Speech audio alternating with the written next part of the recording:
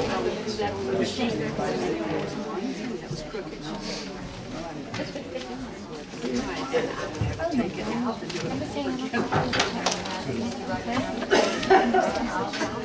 to come out of executive session. No, they didn't go in. Motion to get back to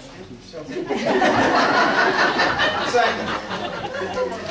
It was just concluded that there was no reason for an executive session, so we did not have an executive session, and we will not go into executive session.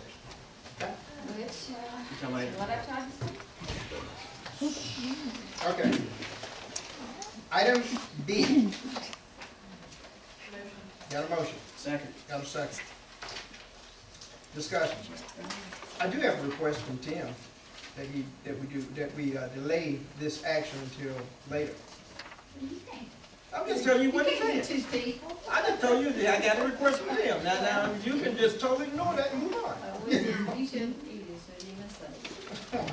If I didn't tell you what his request was. If you want to say it, you can say it. I said it. You can't Okay. say it for us. Any further discussion? Yeah, but we have a change. Yeah, we got to change. In one of the letters, it was addressed to the council, but would be best addressed to the board, and we're going to have that substitute and have it addressed to the board if that's not an objection. I don't have an objection. Okay. Any further discussion, clarification, questions? Okay. Make a motion to accept item B as presented. Second one. Okay. I ready to vote? All in favor? Aye. Opposed? Okay. Housekeeping salary change and assignment. Superintendent recommend approval of the following housekeeping and salary change assignment. Can I get a motion? Motion. Got a motion? Second. Got a second? Discussion? No discussion? All in favor? Aye. Opposed? Ayes have it. Item 12 is information discussion. The first one is the ADA report for month 5. You've seen that. Any questions about it? Any discussion? Any problems with?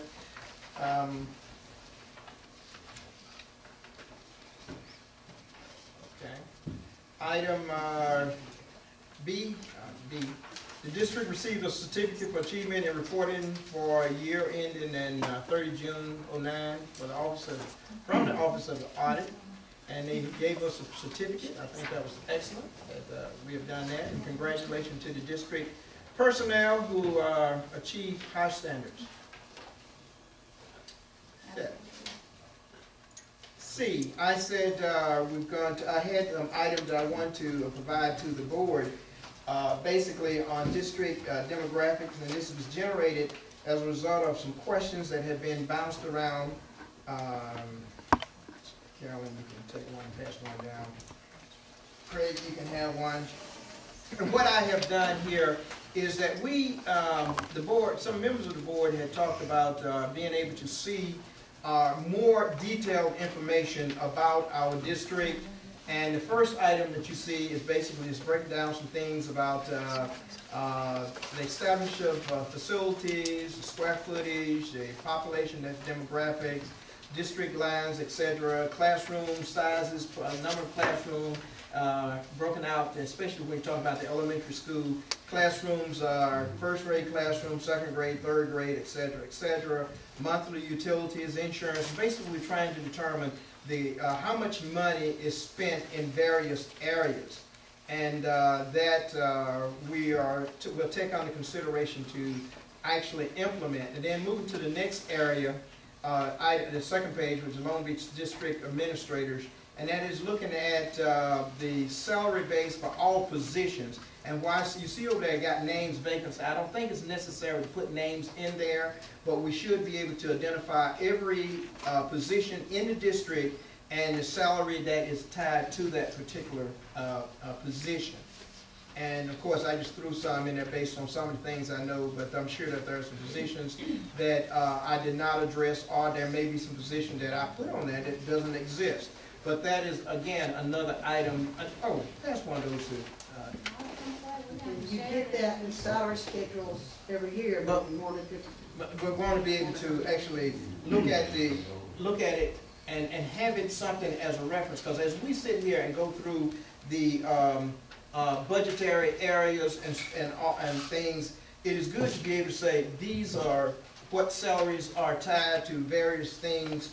And if you look at the next page, we're talking about teacher positions, first year, second year, number of personnel in those positions, so we can actually easily see what we are looking at when we start talking about a particular schoolhouse and the certified persons associated with it.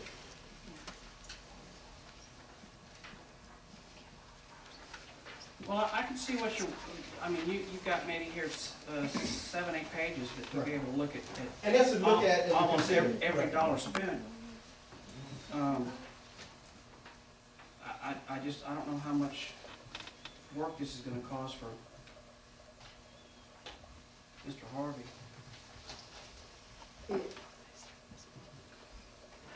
You get, and Mr., you have a copy, Mr. Harvey, to see, you get the information to all of your salary schedules and your recommendations each year. Yeah, we do get all that You would get information, it, but but it's just not compiled. It's not compiled in a form in which you can actually sit there and look at it, because the salary schedules are one thing, but when you start looking at, okay, how many positions do we have that costing us this? And how many, it's basic from certified to non-certified, to know exactly where we are spending our dollars. I mean, I know the salary schedule states that, but it's nowhere that we can actually say, this is how many teachers we have, this is how much money we're spending at this level. We don't see that. And I think that the board need to have more detailed information where we can reference, look, and do assessment and make logical decisions when we start talking about cuts here and there. And again, I don't want to tie names to it, but I want to tie costs to positions. May I ask you a question? If this board says that we need to cut X number of dollars and you want this number of teacher units to equal that, the number of years' experience that a teacher has, the basic supplement and the additional supplement, which is the local supplement, makes no difference at all in who is cut. You cannot make decisions in that way.